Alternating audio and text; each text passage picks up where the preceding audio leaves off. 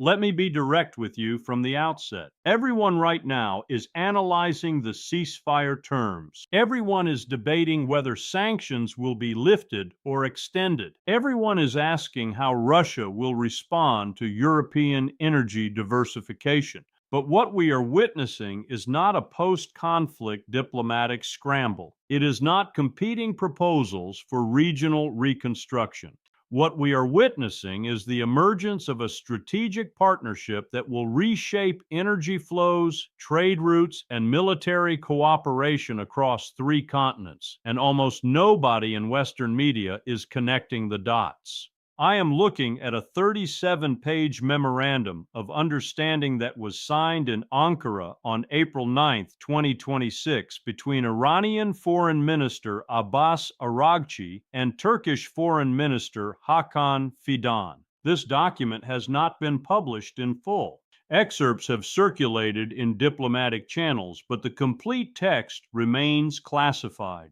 What these excerpts show is not a traditional trade agreement. It is not a temporary alignment of convenience. What this document establishes is a formal coordination mechanism covering energy infrastructure, defense technology transfer, financial transaction systems outside Western oversight, and joint military operations in third-party territories. In the next 20 minutes, I am going to walk you through exactly why this alliance represents the most significant geopolitical realignment in the Middle East since the Iranian Revolution, why Western intelligence agencies failed to predict it despite clear signals dating back 18 months, and why the implications for NATO, European energy security, and American influence in the region are more severe than anything resulting from the war itself. This is analysis you will not find in Foreign Affairs or The Economist. Subscribe now if you have not already, because what we are about to examine is being deliberately downplayed by sources that should be sounding alarm bells. Let's start with the geography and history, because understanding why this alliance matters requires understanding what both nations bring to the table. Turkey controls the Bosporus and Dardanelles Straits, the only maritime passage between the Mediterranean Sea and the Black Sea. Approximately 48,000 vessels transit these waterways annually, carrying oil, grain, manufactured goods, and military equipment. Under the Montreux Convention signed in 1936, Turkey has legal authority to regulate all traffic through the straits, including the right to close them to military vessels during wartime. Iran controls the Strait of Hormuz, through which approximately 21 million barrels of oil transit daily, representing roughly 21% of global petroleum trade. Iran also possesses the world's second largest proven natural gas reserves, estimated at 32 trillion cubic meters, equivalent to 17% of known global reserves. To put that in perspective, if Iran were to fully develop its South Pars gas field alone, it could supply European demand at current consumption rates for 47 years. According to data published by the International Energy Agency and confirmed by BP's Statistical Review of World Energy, Turkey consumed approximately 53 billion cubic meters of natural gas in 2025, of which 47% was imported from Russia, 21% from Azerbaijan, and 18% from Iran via existing pipeline infrastructure. Turkey has no significant domestic energy production, making it entirely dependent on external suppliers. Iran has vast energy resources but limited ability to monetize them due to Western sanctions and insufficient export infrastructure. Dr. Brenda Schaffer, former research director at the Caspian Studies Program at Harvard's Kennedy School, stated in a 2023 analysis that Turkey and Iran represent, and I am quoting her directly, complementary strategic assets where Turkish geography and NATO infrastructure can unlock Iranian resources that would otherwise remain stranded. This was written 3 years before the current alliance formalized, which tells you this has been obvious to people actually studying the region, even if it surprised policymakers who rely on outdated assumptions. Subscribe if you are watching this and realizing that the experts who actually study this region have been warning about this alignment for years, and you are only hearing about it now because it has already happened. Now let's talk about what specifically changed in the last 6 months. Announcement number one, the energy corridor infrastructure. And this one matters more than anything else because it creates irreversible economic integration that will survive any future political tensions. On February 18th, 2026, Iranian and Turkish energy ministers signed a construction agreement for the Trans-Anatolian Iranian Gas Pipeline, commonly referred to as TAIP. This pipeline will run approximately 2,300 kilometers from the South Pars gas field in southern Iran, across Iranian territory, into eastern Turkey near the city of Bazargan, then westward across Anatolia to the Turkish-Greek border near Ipsala. Design capacity is rated at 31 billion cubic meters annually, expandable to 42 billion cubic meters with compression station upgrades. According to project documents reviewed by Natural Gas Europe and corroborated by Turkish state energy company BOTAS, construction will occur in 3 phases over 49 months, with first gas delivery projected for January 2031. Total project cost is estimated at $9.4 billion, financed through a combination of Chinese Development Bank loans, Iranian sovereign wealth fund allocations, and Turkish pension fund investments. Notably, 0 Western financial institutions are involved in project financing. The pipeline route was selected specifically to avoid Iraqi and Syrian territory, eliminating the geopolitical risk of transit state interference that has plagued previous projects. It also bypasses Kurdish-majority regions where PKK insurgent activity could threaten infrastructure security. The engineering firm Petrofac, which conducted the feasibility study, described the route as, quote, the most technically complex but politically optimal corridor for Iranian gas export to European markets. But here is what makes this more than just another pipeline project.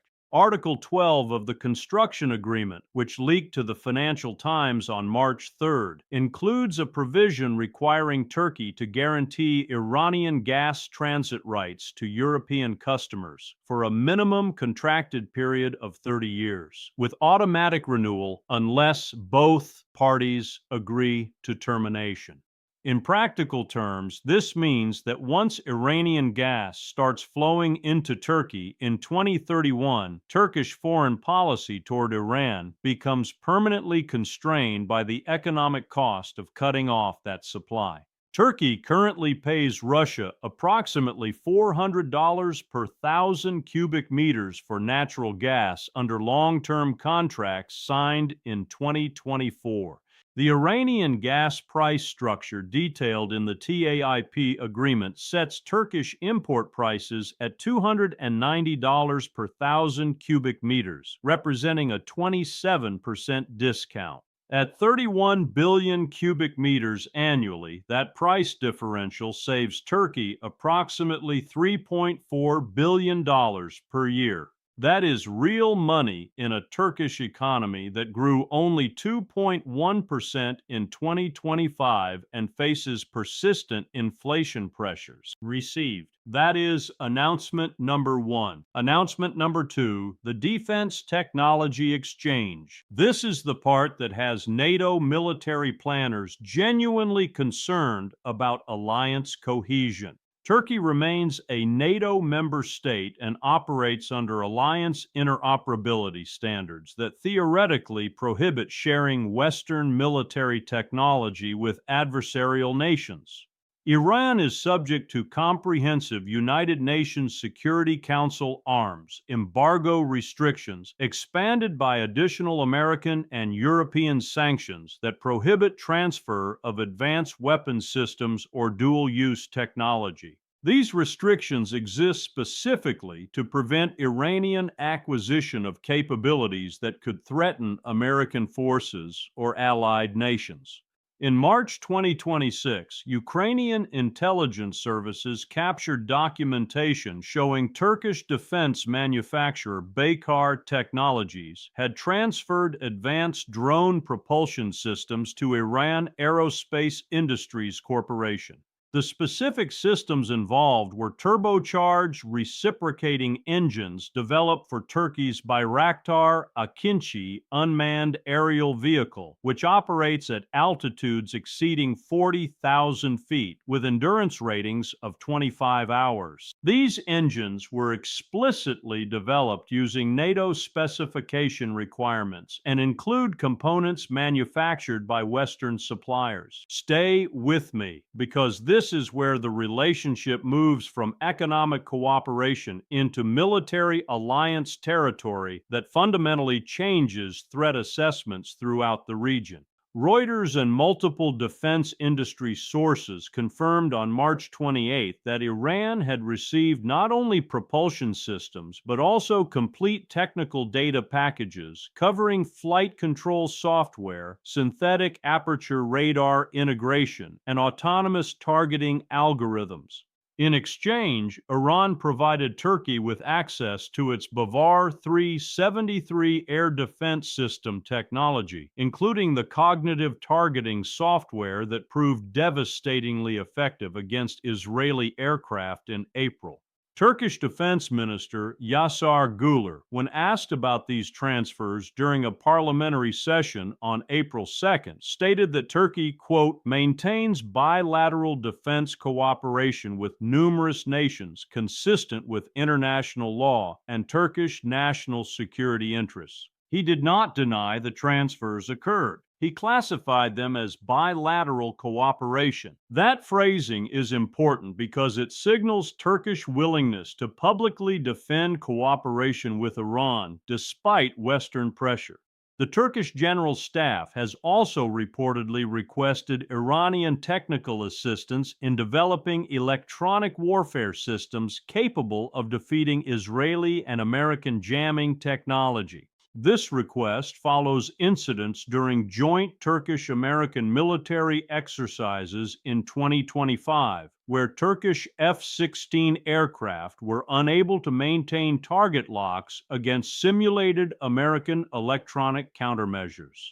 Iran's recent success in defeating Israeli electronic warfare capabilities makes Iranian expertise extremely valuable to Turkish military planners concerned about over-reliance on American systems that come with political strings attached.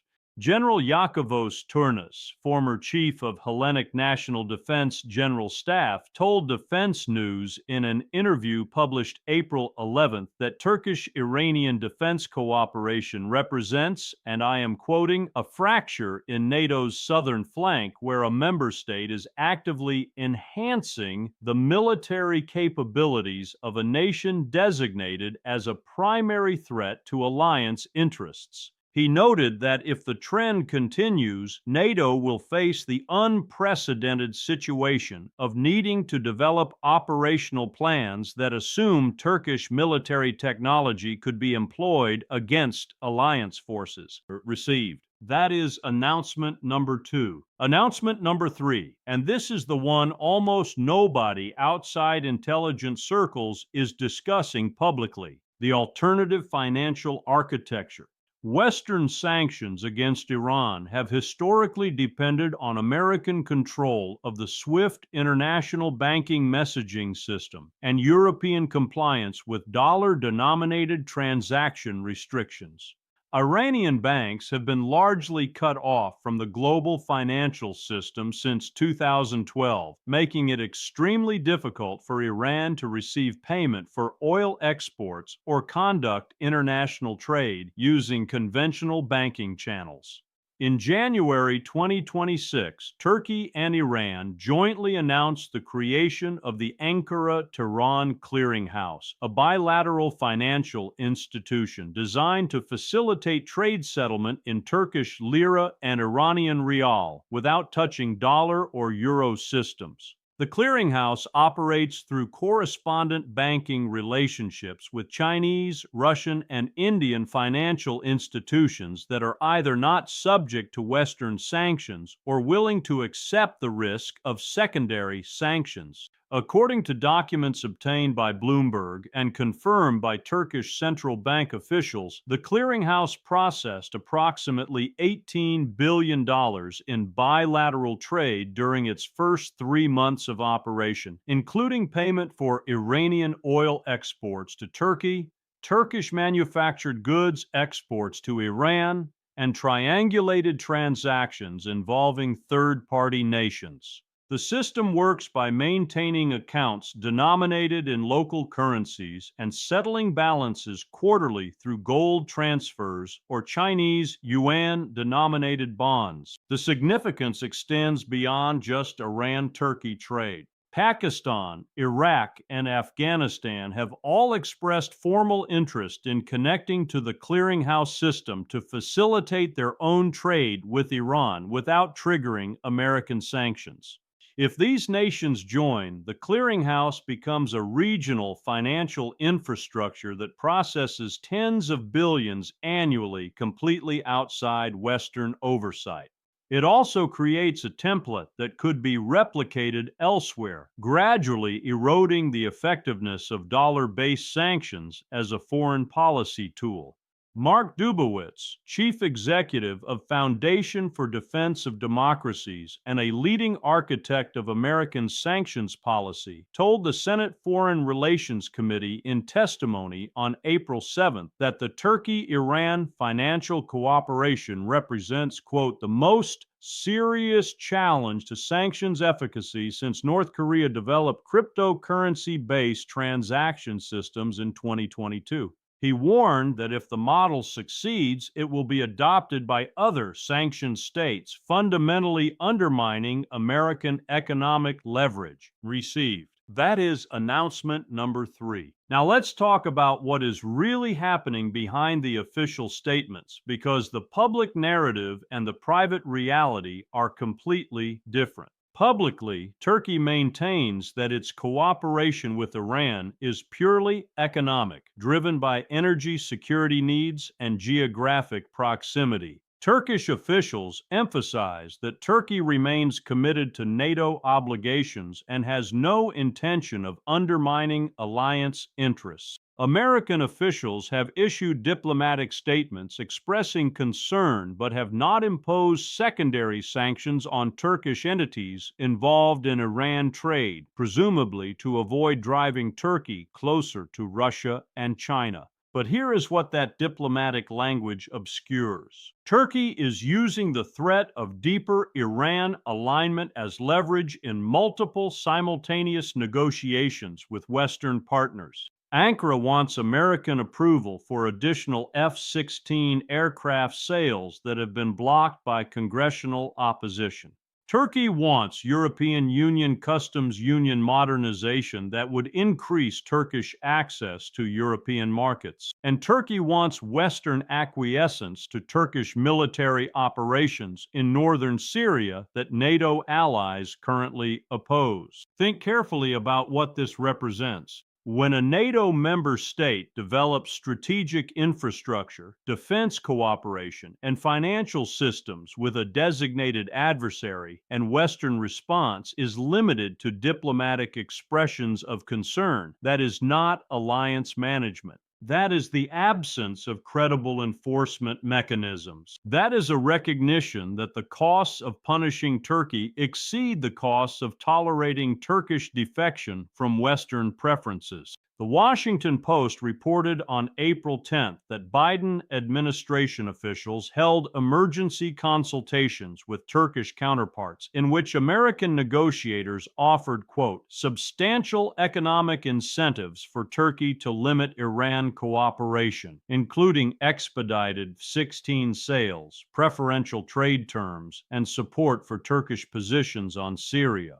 Turkish officials reportedly listened politely and proceeded with scheduled ministerial meetings in Tehran the following day. That tells you everything about the relative bargaining positions. If you work in European energy planning, what is happening between Turkey and Iran is not a regional diplomatic issue.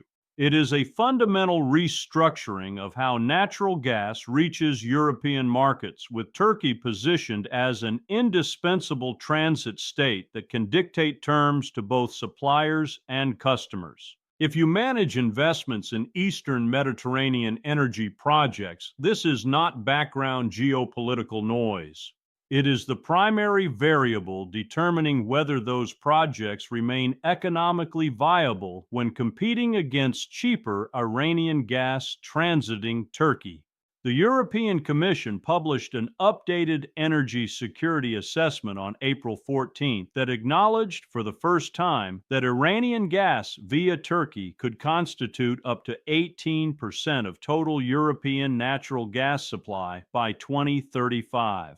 That assessment included no discussion of how European sanctions policy toward Iran would need to change to accommodate that supply dependency. The silence is deafening because it reveals that European policymakers have no answer. They need the energy, they oppose the source, and they lack the leverage to change the situation. This pattern has repeated throughout history, and every time it repeats, the outcome is the same. Let me take you back to the Napoleonic Wars, specifically the period from 1806 to 1812.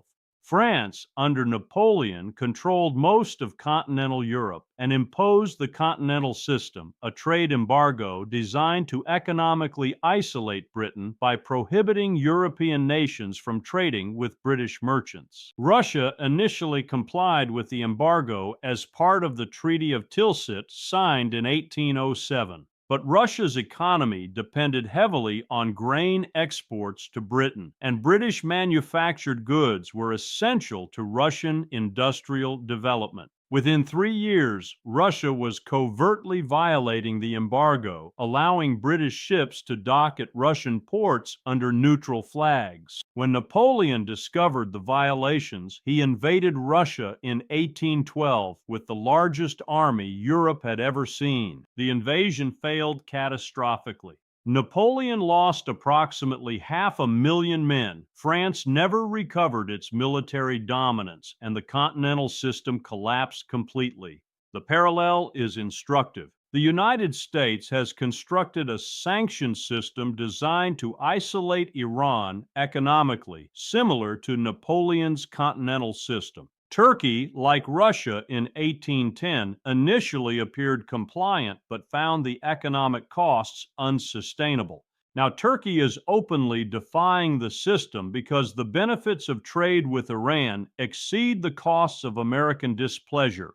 The question is whether the United States will respond like Napoleon, attempting to enforce compliance through coercion that ultimately accelerates American decline, or adapt to a reality where secondary powers increasingly ignore American preferences without meaningful consequences. American defense planners understand this. That is why classified State Department assessments from February 2026, obtained and published by WikiLeaks in March, explicitly warned that attempting to sanction Turkey for Iran cooperation would likely push Turkey fully into alignment with Russia and China, creating a scenario where NATO loses effective control of its southeastern flank. Those assessments recommended accepting limited Turkish-Iranian cooperation as the least bad option available. That recommendation was rejected by political leadership, but the predicted consequences are unfolding anyway. So, where does this leave us? Let me give you three clear paths because there is no honest middle ground here. Path 1, Western accommodation. The United States and European Union formally accept Turkish-Iranian energy and economic cooperation as permanent features of regional architecture. Sanctions against Iran are either lifted or restructured to exempt Turkish transit and trade. NATO redefines alliance expectations to acknowledge that Turkey will maintain independent relationships with nations that other allies oppose. Likelihood assessment 20%. This requires Western powers to publicly admit that their leverage has diminished and their sanctions regime has failed. Political leadership in Washington and Brussels is institutionally incapable of that admission. Path 2, Turkish expulsion or departure from NATO. The alliance decides that Turkish cooperation with Iran is incompatible with membership obligations and either formally expels Turkey or imposes secondary sanctions severe enough that Turkey voluntarily withdraws. Turkey then formalizes security cooperation with Russia, China, and Iran, creating a quadrilateral bloc that controls critical energy infrastructure and challenges Western interests across multiple theaters. Likelihood assessment 30%. This would represent catastrophic failure of alliance management, but it is increasingly discussed in Brussels as preferable to maintaining the fiction of Turkish alignment while Turkey actively undermines alliance interests. Path 3, Managed divergence. Turkey remains formally within NATO but operates increasingly independently on issues involving Iran, Russia, and regional energy. The alliance accepts reduced Turkish participation in collective defense planning and excludes Turkey from sensitive intelligence sharing. Western powers use economic incentives and targeted sanctions to limit cooperation without forcing a complete rupture. This unstable equilibrium persists until a crisis forces resolution. Likelihood assessment 50%, not because it is strategically optimal, but because it allows all parties to avoid making irreversible decisions while hoping circumstances change. I think we are already on path 3, and every month that passes makes reversal less likely.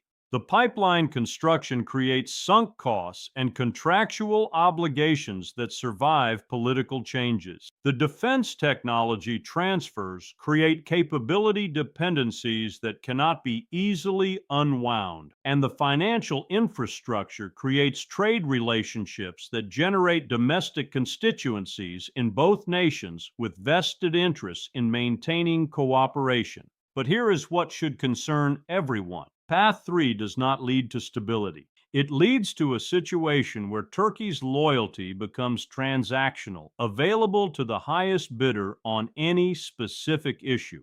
It leads to NATO operational planning that cannot rely on Turkish bases or airspace in any contingency involving Iran. And it leads to European energy security that depends on the goodwill of two nations, Turkey and Iran, that have demonstrated willingness to weaponize energy flows for political leverage. Here are the questions I want you to take away. If Turkey can defy Western sanctions with minimal consequences, what prevents other nations from doing the same? How does NATO function when member states maintain military cooperation with designated adversaries? And most importantly, what does alliance mean when the costs of enforcement exceed the benefits of membership? Tell me in the comments what you think happens when the first Iranian gas reaches European markets through Turkish pipelines. Tell me if you think NATO can survive as a credible alliance if Turkish-Iranian cooperation continues to deepen. We will keep tracking every development in energy infrastructure construction, defense technology transfers, and financial system evolution. That is what this channel does every single day. Subscribe now. Share this analysis with everyone in your network who still thinks the Middle East can be understood through Cold War alliance frameworks. Turn on notifications so you do not miss the next update, and we will see you in the next analysis.